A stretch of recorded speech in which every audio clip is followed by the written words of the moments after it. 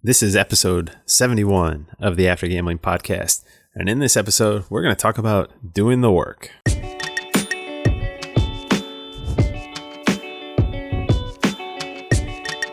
Hey there, and welcome to the After Gambling podcast. My name is Jamie. I'm a former problem gambler. Now I haven't gambled since July 15th of 2010. So it's been over 10 years and going strong. And today I have a topic that I'm really excited about getting into, but first I wanted to share a little bit about the origin of this, and also with that share a new partnership that I have for the podcast that I'm really excited about. Now, as you probably know from listening to this, I love podcasts and I love audiobooks. Most of my downtime or my reading time, I do my reading on those two platforms. I mean, I don't necessarily read the books. I absolutely love audiobooks, and this is a love that's gone on for a long time. I've been a long time subscriber to Audible. I also grab audiobooks from my local library, so there's several different ways that you can grab them. But for me, Audible has been one of those things that it's just been nice because when I can't get a book, especially some of the newer releases that I want to read, I go to Audible because they aren't at my library yet. So definitely check out both of those things. And if you're interested in Audible, this is the cool partnership I have. If you can go to audibletrial.com/aftergambling. If you do that, you get a 1-month free trial. So I think if you're a Prime member, you actually get 2 free books. So otherwise you'll get 1 free book. And if you want, you can use that free book. The book that I'm reading right now and listening to, and this has been a long go. I downloaded it over the summer, and I've kind of been working my way through. It's a very long book, but it's called First We Make the Beast Beautiful, and it's by an author named Sarah Wilson. And this book is all about anxiety. And Mark Manson, who I absolutely love, he did the kind of the forward, or the mention on the cover is his, saying that it's the best book that he's ever found on anxiety. I completely agree with Mark on that point. It's such a deep dive, and it's definitely done through first person perspective. I mean, Sarah is somebody that, like myself and like so many people listening to this, and probably most people just in the world, like a human condition is anxiety. Like nobody gets out of life without having anxiety or depression. And these are just parts of life, and they're part of our human DNA and our wiring that's helped us survive for all this time. But if left unchecked, they can really get out of control. And if you've listened to this podcast and you nod your head, like all the things I say about gambling, it's just like I do when I listen to other people talk about their gambling stories.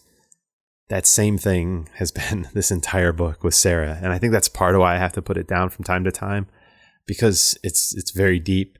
And it's kind of very emotional in some ways, because there are so many lines where I'm like, I could have written that word for word, not changed a single thing, and it would have been spot on and true. So definitely, if you're interested, again, that's audibletrial.com/aftergambling. If you do that, that's a way you can support the show. You can also go to aftergambling.com/support and see the other ways that you can support the show. This is something that, again, I'm getting back into podcasting, and one of the reasons is because I've let go of some of the work that I had with a contract. It's my day-to-day job. It was something that I've been encouraging them to bring some of the work that I was doing in-house, because it's just going to be better off for them, and also for me, it was just becoming a little bit too much. And a few weeks back, actually 2 weeks ago, they let me know that they'd hired somebody to do that, which kind of blindsided me a little bit. But it was one of those things that, like I said, I've been asking them to do for a while, or encouraging them to do. So ultimately, like, I'm excited about it once I get over that initial shock, because it's going to give me more time and energy to devote to not only the podcast, but some of my other interests around this personal development space, and obviously the growing USA gambling market, to try to communicate and make sure that we set up something that's going to be good for the long term, good for as many people as possible in the long term. So it's a huge opportunity for me, but obviously it's a little frightening.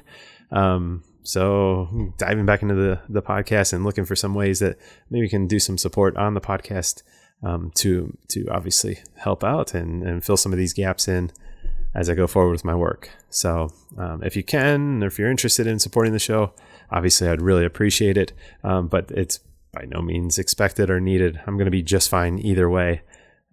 But yeah, if you want, check out that book. First, We Make the Beast Beautiful, and I'll link that up in the show notes as well. It's just an incredible book on anxiety. And for anybody that's been following me on Twitter or Instagram, the other one that comes from that book is the comment on anxiety and depression, how anxiety comes from when we look forward and depression is when we look back. And I'm going to do an episode specifically on that coming up. But today I wanted to talk about a different thing that I heard in the book. And this came from Sarah was saying that she had this discussion with an author named Louise Hay. And Louise is a well-known author who wrote a book called You Can Heal Your Life. I believe it was back in the 80s, and it's been wildly popular. And she said in her discussions with Louise, they were kind of meeting up. Louise said to her, anyone who thinks they can heal without doing the work is missing the point.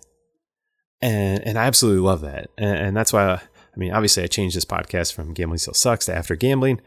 And I'm a big believer that, look, we have to put in the work. Like, if you want things to change in your life, we have to be part of that change and really do that hard work. It's not easy. It's difficult. There's things that we're diving into emotionally, financially, with relationships.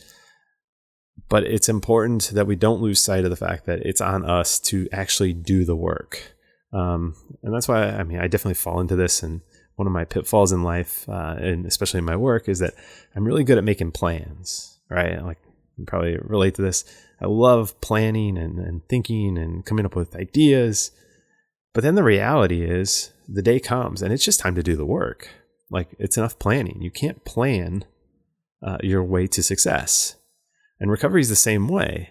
You can plan on going to GA, but if you never go, it's not going to do anything for you. And you can plan and make these master plans on paying people back and a 5-year plan to get out of debt, or a 2-year plan, or I see people with 18-month plans on how they got out of debt. And I get it, because I was there once. And as a lot of you probably know, I just now am paying off my debts. So, I was on the 10-year plan. But once I stopped kind of really getting caught up in making the plans, and I just got on programs, and the plan was every month the check came out and I wrote that check for $500, and then the next month the same thing happened. So yeah, that $500 payment, that was the actual doing the work. And I made it easy on myself. I set up an automatic bill pay, so I didn't even have to think about it. But that's the thing, like, my finances would never have gotten better just making plans. I actually had to do the work. And the same with my business. I often get caught up in the plans and like, okay, well, should I do this or should I do that? And we can over plan, but ultimately it comes down to execution. And there's some famous videos. I think this is a common thing with a lot of high achievers. Jeff Bezos, I saw the little clip on him and he said, hey, look, it's 1% ideation and 99% perspiration. And it's execution. A lot of people have great ideas. And that's the one thing that I see and I don't want you to do is I don't want you to have these great ideas about quitting gambling, but then fail to execute on that plan. Because ultimately it comes down to just doing the work. So obviously go on Reddit, listen to the podcast, listen to other podcasts, try to suck in as much information, but focus on what people are doing. Like, not like what they're thinking about these different things, but what are they actually doing? The people that are successful, and then mimic those actions. If they're going to 2 or 3 meetings, give that a try. If they're doing online therapy, give that a try. So ultimately, I guess my goal for you and the kind of the takeaway from this one is just to really make sure that you're doing the work. It's difficult. Give yourself space. Today I'm having kind of an easy day. I'm letting myself to just kind of go through the day without any big expectations. And that's something that I really want to hit on in a future episode, but I want to kind of do it a few more days in a row to kind of see how it works out so I can better describe it. But it's not that we need to constantly be kind of on the hedonic treadmill of achieve.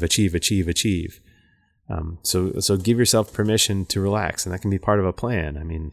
Some of the doing is just kind of giving yourself space, taking a deep breath every now and then. But just make sure that you keep that in line with whatever that plan is, but execute on all those other things as well.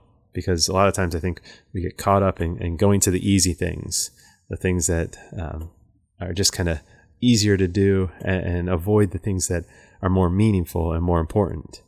So yeah, just continue to identify what your plan is. Plans are good, but then make sure that you execute on a schedule. And I'll leave you with this last little thought. I think it was from a guy named Jose Rosado on Twitter, and he's very much in kind of the personal development space. I believe it was him, but it might have been somebody else. But either way, the comment was, don't show me your goals, show me your schedule. And that's kind of been something that's been stuck in my head. And hopefully that's a good way to kind of sum up this episode, which is, sure, the goals that you have of getting out of debt or going a year without gambling. And I always caution people when they make these big long-term, I'm going to commit to this for 90 days or 100 days or a year. It really does come back to a day at a time. And just show me your schedule. Show me what you're going to do today. And then more importantly, at the end of the day, show me your list of things that you got done. That's doing the work. And I promise you, if you show up and you do the work each day and you check off those boxes that need to get checked off, one, you're just going to feel a whole lot better. The anxiety, the depression is going to go away. There's something to checking things off a list, getting things accomplished that makes our lives more fulfilled and really takes off the edge that we have where we're just constantly looking backwards or looking forward. Because I think it forces us to be in the moment executing. I love that quote. Don't show me your goals, show me your calendar. So by all means, if you want to show me or let me know what you're working on, what you're doing, let's just make sure that we're not over planning, and you guys can keep me to that too. Say, hey, Jamie, stop planning, just put out some more episodes. And that's what I'm going to try and do. So if you're looking for a way to support the show, there's several different ways. You can check out aftergambling.com/support. And there's some other books that I really like on there, books that I find to really help me. And those are affiliate links. If you click on any of those, it doesn't cost you anything, but I get a small little incentive for each person that buys those books or signs up for the subscriptions. So yeah, if you want to support the show, that is the way to do it. And as always, remember, this is for informational purposes. I'm not a doctor. I'm not a therapist. I'm not an attorney. I'm not a financial planner. None of those things. I'm just a guy with a gambling problem sharing what has worked for me and what continues to work for me, just to give you some ideas so that you can apply them to your life. But definitely seek out professional help and really get the information that's tailored to your needs. So do it. Just get that professional help. I know there's, especially online, there's some online therapy sessions that are really taking off. And I've seen a lot of people saying they used to only do therapy sessions in person, and now both therapists and individuals going to the therapist. And I think both have found that the online therapy is just a great way to do it. And so I'm excited about that because it seems like more people are getting treatment and using that platform after COVID or during COVID. So it's one of the cool things to kind of come out of this otherwise crazy time. And finally, music for the show is Something Elated by Broke for Free and is licensed under the Creative Commons license. Love that tune. That's all I got.